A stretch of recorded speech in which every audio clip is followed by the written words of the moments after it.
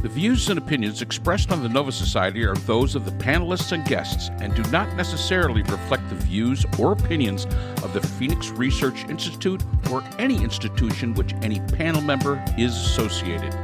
Reproduction or dissemination other than for the purpose of education or information without the express written permission of the Phoenix Research Institute or Nova Society Media is strictly prohibited. I'd like to welcome everyone back to the Nova Society. I'm your host, Dr. Brooklynn and Weldon, and I'm here with the panel, Dr. Scott Gershwer and Dr. Mark Bound. And today our panel will once again be discussing the New York Mets. Take it away. Wow.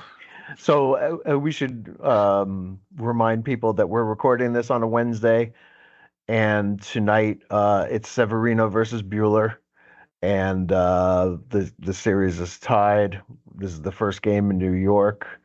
I have tickets to go on Friday night, so I'm looking forward to maybe get them getting a couple of games before them, so I have a good chance of not causing them to lose anything that they can't afford to lose. Because frankly, my record at Citi Field and at Chase Stadium before that is not the best. Yeah. I mean, we said last week that if we were talking about the Mets today, when we record on Wednesday, we'd be happy people. We are. And it's been a ride.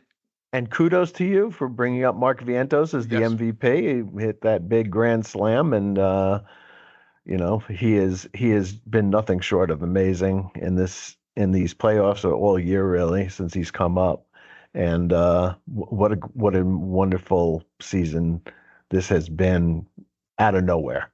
Absolutely. So I did see two news things that just flashed while we were sitting here.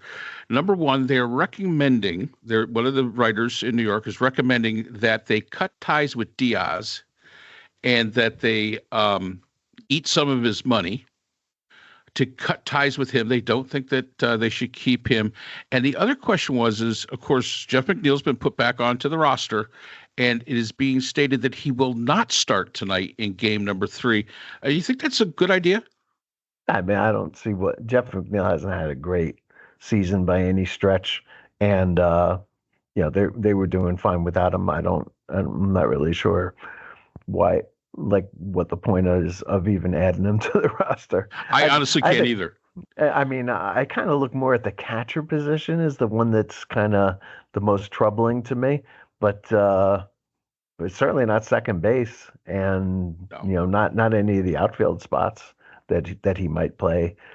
So yeah, I'm not really sure about that one. As far as Diaz is concerned, he's been disappointing. There's no doubt about it. He's got the job done a couple of times, but it's been shaky. At other times, obviously, he has not gotten the job done. I think he's one of these guys who's more comfortable in the closer role than coming in with the game on the line in the 7th inning. And somehow or another, the mindset is not there when he has to come in these high value, high leverage situations without it being the 9th inning. I don't know. I'm just looking forward to the game. Like, I can't believe I'm looking forward to a game. Well, yes, it must be nice to live up there in Connecticut, a little far here in South Carolina. I'm talking about tonight's game, yeah. Just like, we're sitting here on Wednesday afternoon. It's 1:30, and I'm counting the minutes to get to this game. Yeah. The other thing the only thing that I will say this about the postseason, and it really is something that really kind of hit me because I was watching the coverage on FS1, and of course it goes different stations or different outlets are picking it up.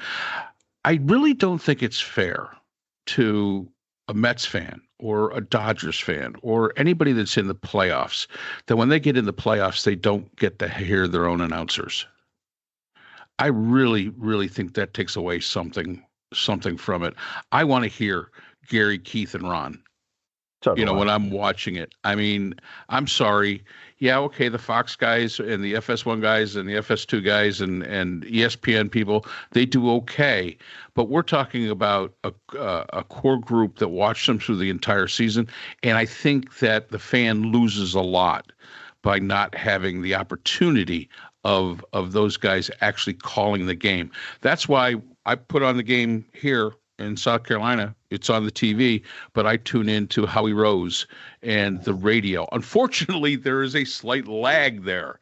Not much, but there's just a slight little lag. But to just listen to, Howie Rose do the game, because, again, he's done them all, most of them this season, and you get that different perspective. And I don't know, there's a comfort factor to it, just having your announcers call the game.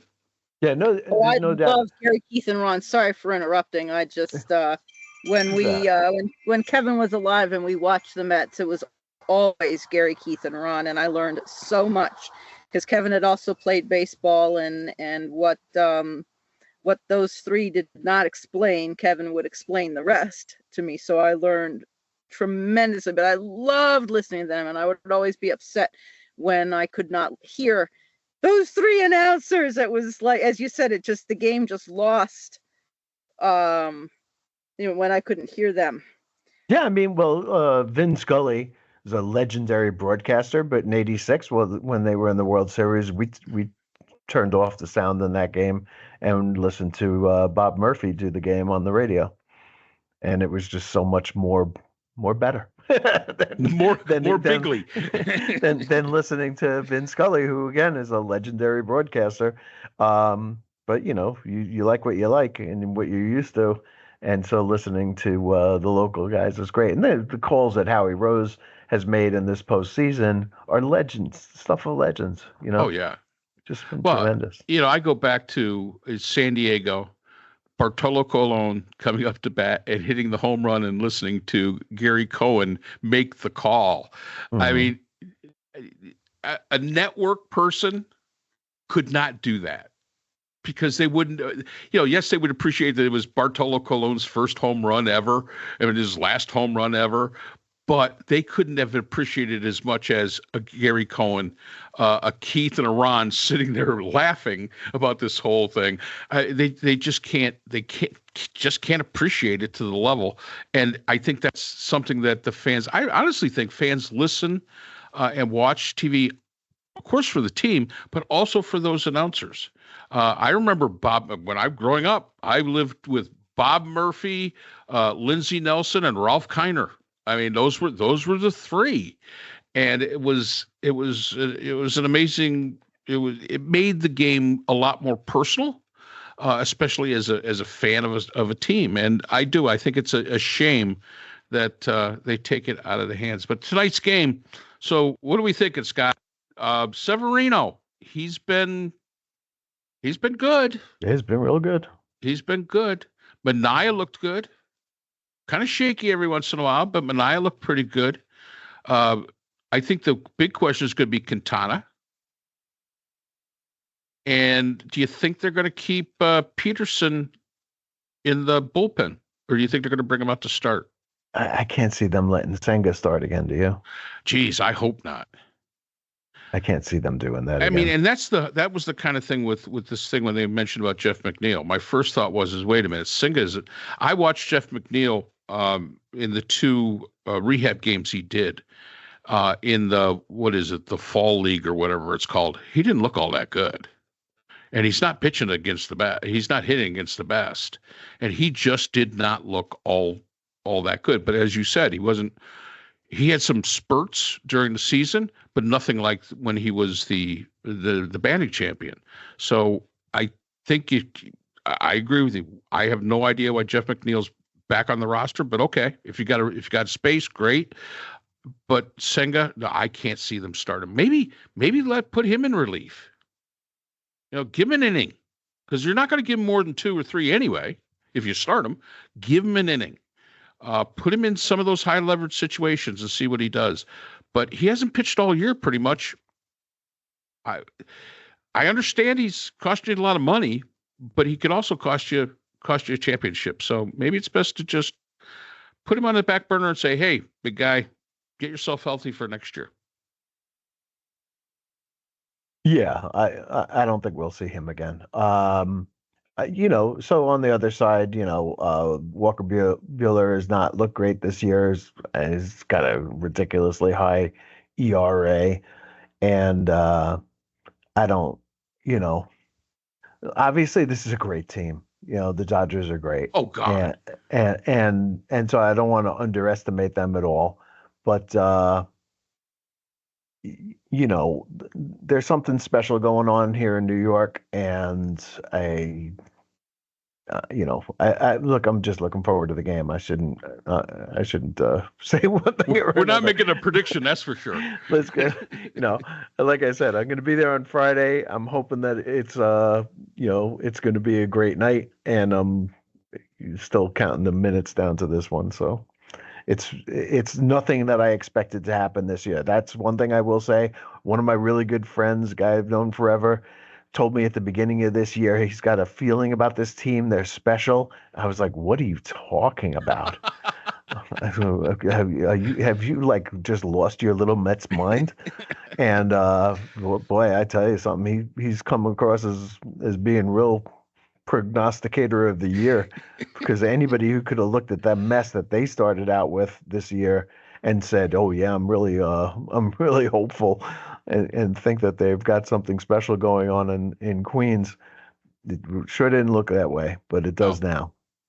And to all our listeners, yes, me and Scott do text each other back and forth during the game, especially when something good happens. Usually we get very quiet if something bad happens, but we've both agreed that Maton, we should just not put him out there anymore. And I agree with you about the catcher position. So, I mean, would you go with the other guy? What is it? Yeah, obviously, the only downside to him is that he's not a very good hitter, but Alvarez is not hit. So, I don't know. But Tunein is a lot better fielder. Yeah, you're not going to run. You're not going to run on him.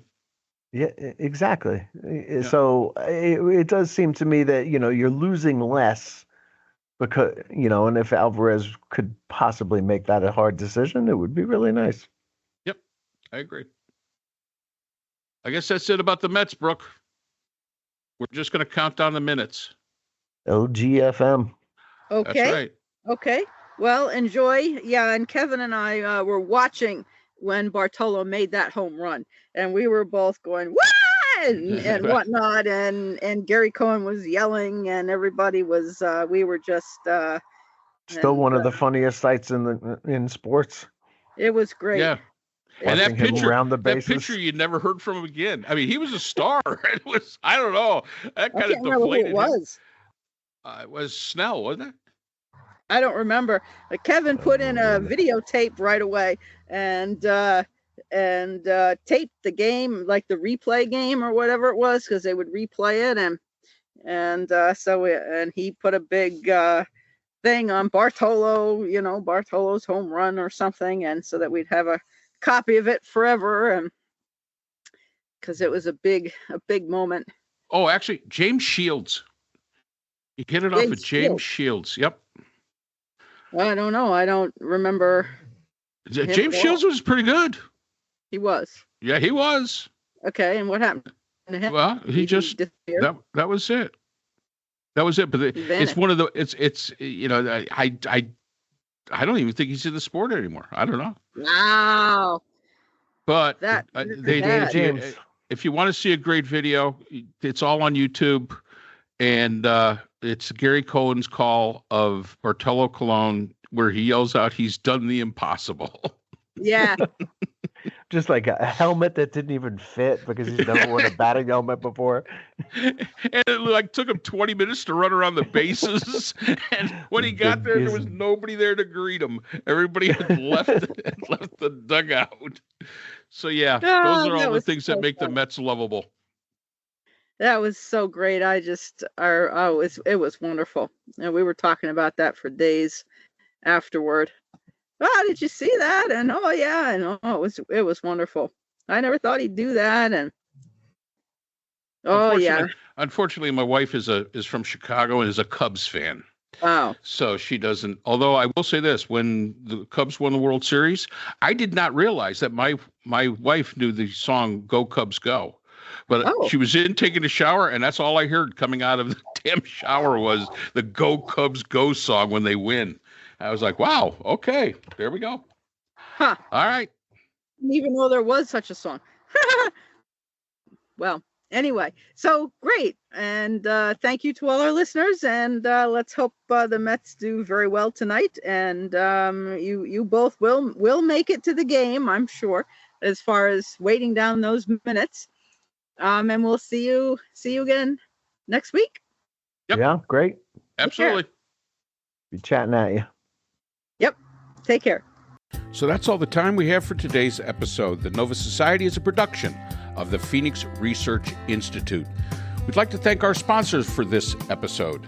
BH Conflict Resolution Services, a full-service dispute resolution firm offering expert and cost-effective mediation services to couples, groups, and businesses.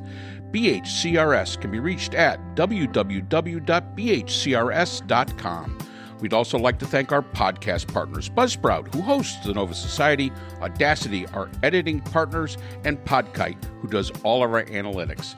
iHeartRadio, where people get their music and podcasts, Apple iTunes, the largest source for music and podcasts on the internet, Spotify, the most popular source for the Nova Society.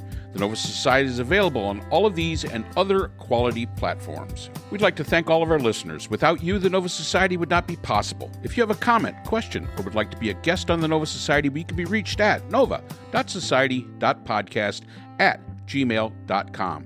Always remember, the power of society is knowledge. So for Dr. Scott Gershwer, Dr. Priscilla Hobbs, Dr. Brooklynn and Weldon, and all of us here at the Nova Society, I'm Dr. Mark Bound. Be well, and we hope to see you again next time.